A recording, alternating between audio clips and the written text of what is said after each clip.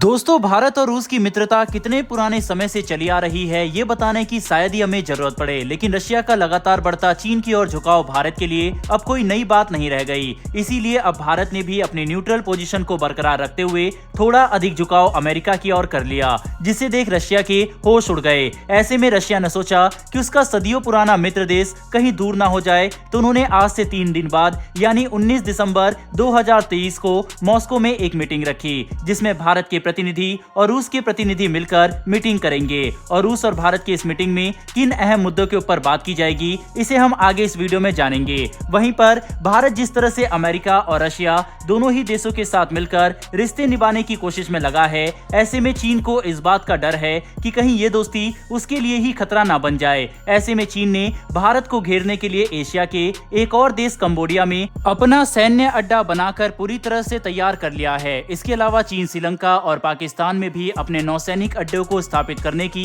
कोशिशों में लगा हुआ है।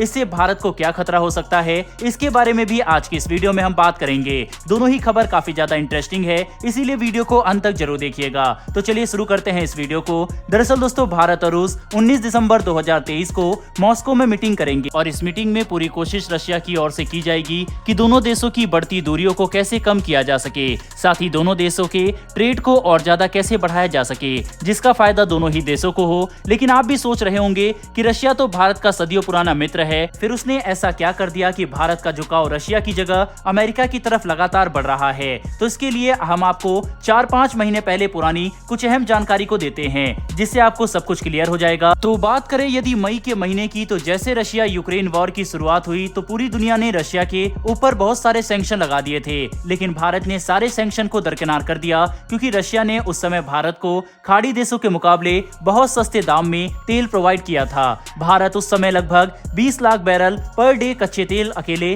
रूस से खरीद रहा था, जिससे पूरी दुनिया को ये समझ आ गया कि इन दोनों देशों के बीच रिश्ते कितने मजबूत है। वहीं रशिया को भी ये फायदा हुआ कि जहां कोई देश उसके साथ नहीं खड़ा था, वहां भारत ने तेल खरीदकर उसकी मदद की। लेकिन इन सब के बीच रूस का झुकाव एकदम से चीन की तरफ बढ़ गया और रूस ने भारत से कहा कि कच्चे तेल यदि कम दामों में चाहिए तो आपको चीन की करेंसी में पेमेंट करना होगा। ऐसे में भारत चीन की करेंसी में पेमेंट करता तो इससे चीन की करेंसी की वैल्यू बढ़ जाती, इसीलिए भारत ने रूस को सीधे तौर पर मना कर दिया। वहीं रूस भारत को कच्चे तेल में जो बड़े पैमाने में डिस्काउंट दे रहा था वो भी कम कर दिया। ऐसे में भारत ने रूस की जगह दूसरे देशों से कच्चा तेल लेना शुरू कर दिया और ऐसे ही दोनों देशों के बीच दूरियां बढ़ गई। वहीं रूस ये डिस्काउंट चीन को देने लग गया, जो भारत को और ज्यादा खटक गई। लेकिन इतना काफी नहीं था कि रूस चीन को उसकी सबसे एडवांस सबमरीन बनाने में भी मदद कर रहा है और उसी तकनीक का इस्तेमाल करके चीन अपनी बेहद ही शक्तिशाली सबमरीन को 2030 तक बनाकर तैयार कर लेगा।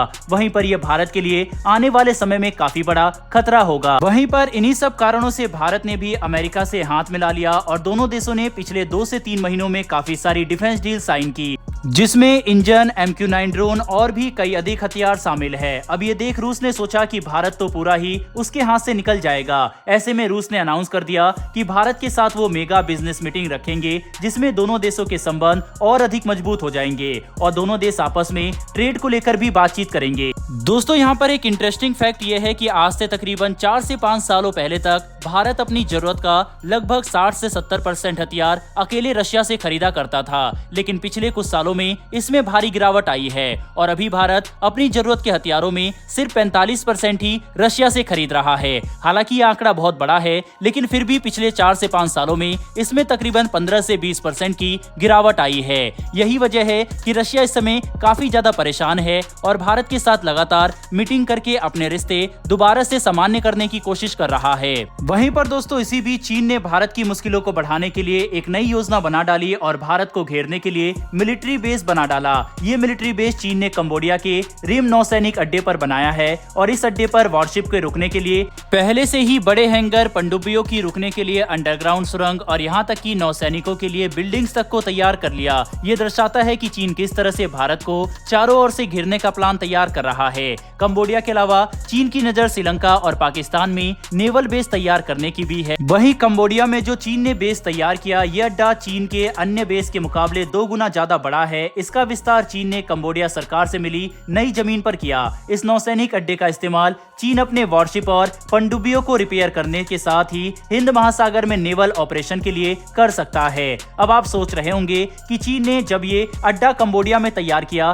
तो इससे भारत को कैसे खतरा हो सकता है। तो दरअसल कंबोडिया का रिम नौसैनिक अड्डा भारत के अंडमान निकोबार द्वीप समूह से केवल 1200 किलोमीटर दूर है। ऐसे में चीन अपने पावरफुल रडार के जरिए भारत के अंडमान की जासूसी कर सकता है। इतना ही नहीं, चीनी नौसेना इस नौसैनिक अड्डे से मलक्का स्टेट के जरिए पहले की तुलना में और ज्यादा तेजी से हिंद महासागर में प्रवेश कर सकती है। कंबोडिया के इस पोर्ट के पास से ही थाईलैंड के कनाल प्रोजेक्ट पर भी वो काम कर रहा है। अगर थाईलैंड का ये प्रोजेक्ट सफल हो जाता है तो चीन को हिंद महासागर तक पहुंचने का एक और रास्ता मिल जाएगा।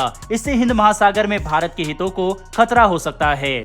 दोस्तों, चीन के द्वारा बनाए जा रहे प्लान से एक बात तो साफ होती है कि भारत के दुनिया में बढ़ रहे प्रभाव को देखते हुए चीन इस समय डरा हुआ है और इसीलिए वह भारत को चारों ओर से घेरने का प्लान तैयार कर रहा है। वहीं पर चीन भारत से रशिया को भी दूर कर रहा है, जो भारत के लिए आने वाले समय में काफी बड़ी चुनौती होगी। बहरहाल दोस्तों, इस वीडियो में इतना ही। इस विषय के ऊपर आपकी क्या राय है कमेंट बॉक्स में लिखकर जरूर बताइएगा। साथ ही अगर आपको ये इन्फॉर्मेशन और वीडियो पसंद आई हो तो मेरी एक छोटी सी रिक्वेस्ट है कि नीचे दिए गए सब्सक्राइब बटन को प्रेस कर बेल आइकन को जरूर दबा लें। फिर मिलेंगे ऐसी एक नई वीडियो के साथ। धन्यवाद। जय हिंद।